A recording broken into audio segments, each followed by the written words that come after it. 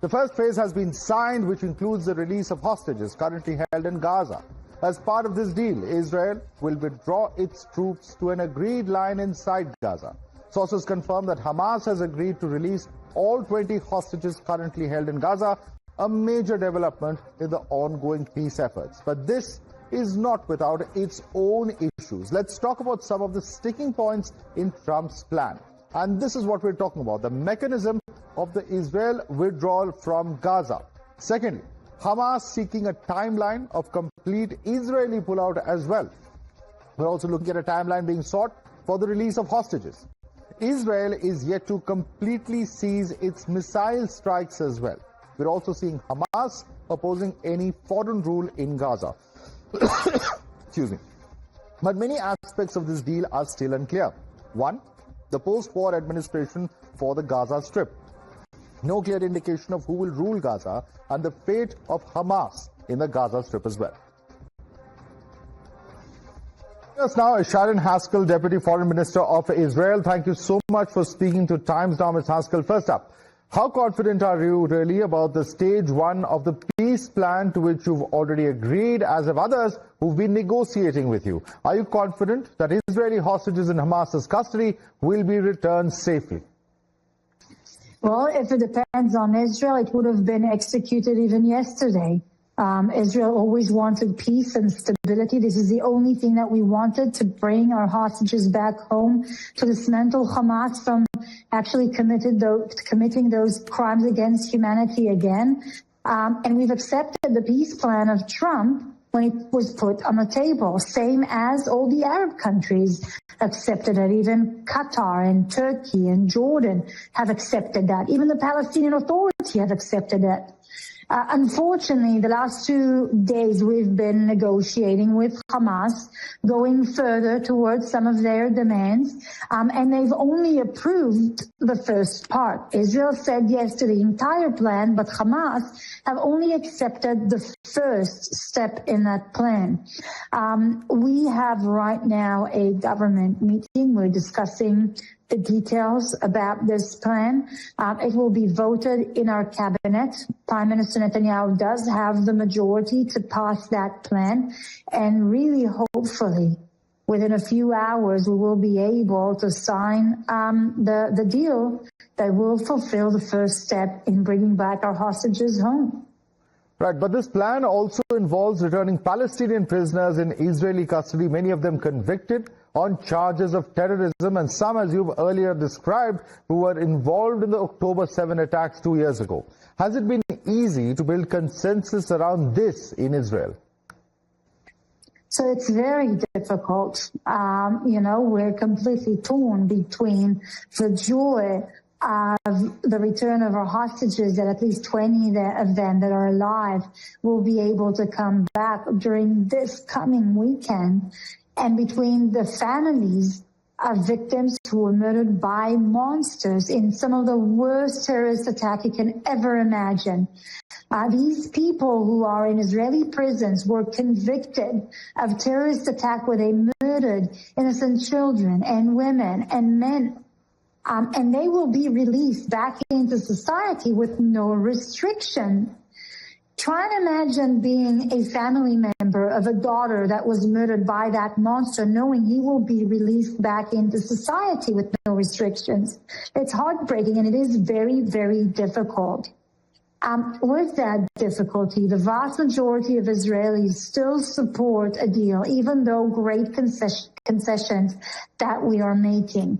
Prime Minister Netanyahu have the backing of us, of the majority of the government, to continue with this deal. Right. And with that grave heart and heavy heart, we will see joyful images of people who were held in dungeons of torture by a terrorist organization for 2 years, where they'll be able to hug and hold back their families. But Ms. Haskel, this peace plan has in fact raised more questions than answers, many would say, because it talks about de-radicalization, it talks about decommissioning weapons held by Hamas, it talks about Hamas having no role in governance, either directly or indirectly, in Gaza in the future. Do you really expect Hamas to agree to these terms? Why would they? Look, Hamas is a terrorist organization. You cannot reason with that, where your highest goal is death, murder them. I think that many Indians understand what we in Israel are actually experiencing against radical Islamists who are looking to kill and murder and torture. This is a death cult. We don't expect to reason with a terrorist organization. And this plan, obviously it wasn't accepted by Hamas, but it was accepted even by the Palestinian Authority, by Jordan, by Qatar, by Turkey. And when you know that the leadership of Hamas is being hosted in those countries, in luxurious hotels, with so much businesses, some of them are billionaires. When you know that Qatar can force them to accept the deal, I have hope. I don't expect Hamas to suddenly change. I mean, they're written on their charter, their platform, that their goal is the complete annihilation of the state of Israel and killing all the Jews in Israel and outside of Israel. Do I expect them to completely dismantle and everything? Probably not. But I think that with the right pressure of what we see now on the perpetrator, on the aggressor, on Hamas, by Israel, by the Americans, by the Arab countries, that might actually be in reach. Right. And what about Israel's response? What happens to aerial strikes? What happens to targeted strikes and ground operations? What's happened in Gaza is also what many are describing globally and increasingly so as a humanitarian disaster. There are thousands who've been killed in Israeli strikes as well. However much you may dispute the numbers that have been put out by Gaza's health ministry, how will the peace plan impact Israel's operations in Gaza? Look, the first thing is that a ceasefire came into place now. And Israel, like in the past, have always fulfilled its and have always respected the agreement that we've signed on. And that will be the case now as well. Unfortunately, Hamas time after time violated those agreements. Look, when we see a war, there isn't a pretty war. It's a terrible scene. It's a horrible scene. There's victims on both sides. Innocent people, lives are being lost. If you think there's any war with rainbows and unicorn when it's clean and there's no civilian casualties, I'm sorry, it doesn't exist. But you do know that Israel has done everything in its capability to try and avoid a war. Israel, even after the 7th of October, when it took us 3 weeks to set operation to go into Gaza with our military, have put a request to Hamas that if they disarm and they return all the hostages, there won't be a single soldier in Gaza. And they decline, right? They declined so many times after that a ceasefire proposal was put on the table. So you need to understand the responsibility for the war, for the tragedy, lies on the hands of Hamas and Hamas only. They are the one who declared war on the 7th of October, murdering thousands of Israelis, abducting hundreds of civilians, torturing them. Try and imagine what would happen in India if in one morning, Pakistan, and if I compare the size of the population, Pakistan in one day would execute tens of thousands of Indians and abducted thousands of them back to Pakistan and torture them every single day.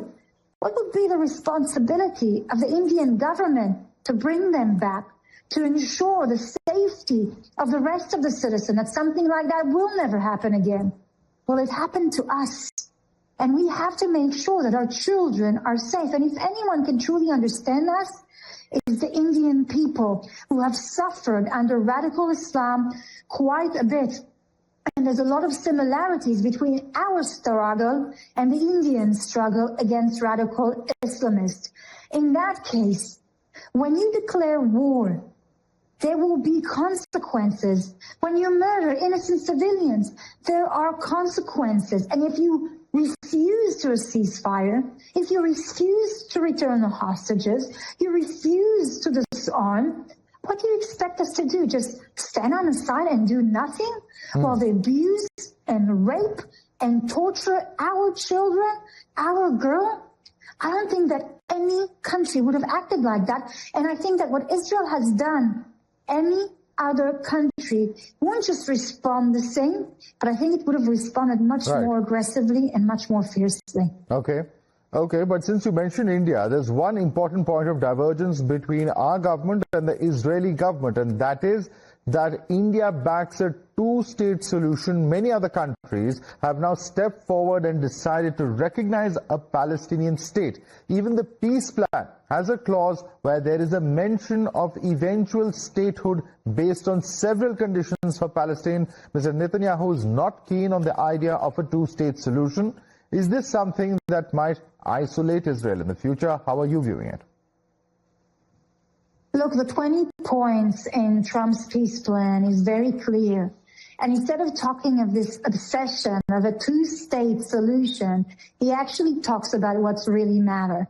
He talks about education and how to de-radicalize an entire population that's been indoctrinated by a terrorist organization called Hamas.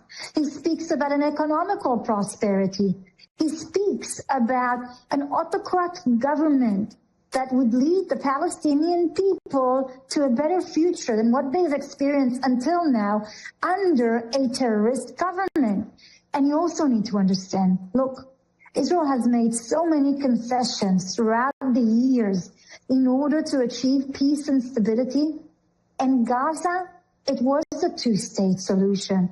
They had independence to govern themselves, to rule themselves, but they turned it into a terrorist nest where they've invested all of their economy, all of the infrastructure, all of the billions of dollars that were invested there in hatred, in violence, and in death.